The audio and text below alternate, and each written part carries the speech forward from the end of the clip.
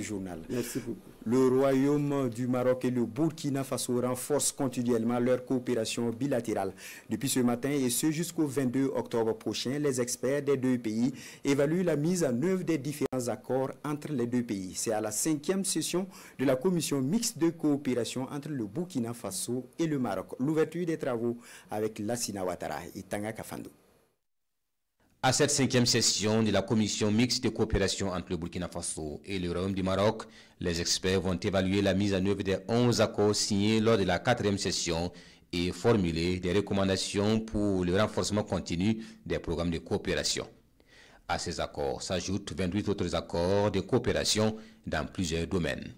Il me plaît à cet égard de rappeler que lors des 4 précédentes sessions de la commission mixte de coopération entre les deux pays, un certain nombre d'engagements ont été pris et de nombreux accords ont été signés dans des domaines tels que la culture, la formation professionnelle, l'éducation, la recherche scientifique, l'agriculture, la santé, le commerce, les transports, la sécurité et j'en passe.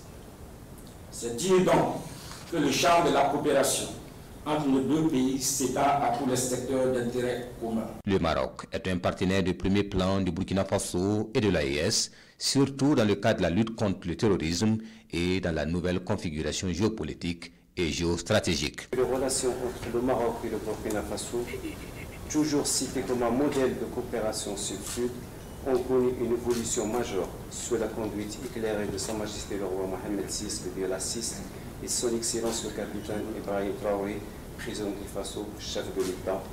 Le bilan très positif de notre coopération témoigne de l'efficacité de ce partenariat, à la fois solide de ses fondements, substantiel dans son contenu et diversifié dans ses acteurs et secteurs.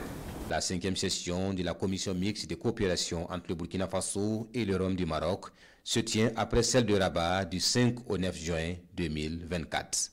Une occasion pour également mûrir des projets d'accord en cours de négociation et parmi ces projets d'accord figure l'accès des États du Sahel à l'océan Atlantique à travers la mise à niveau des infrastructures des États du Sahel et de les connecter au réseau de transport et de communication implantés dans leur environnement régional.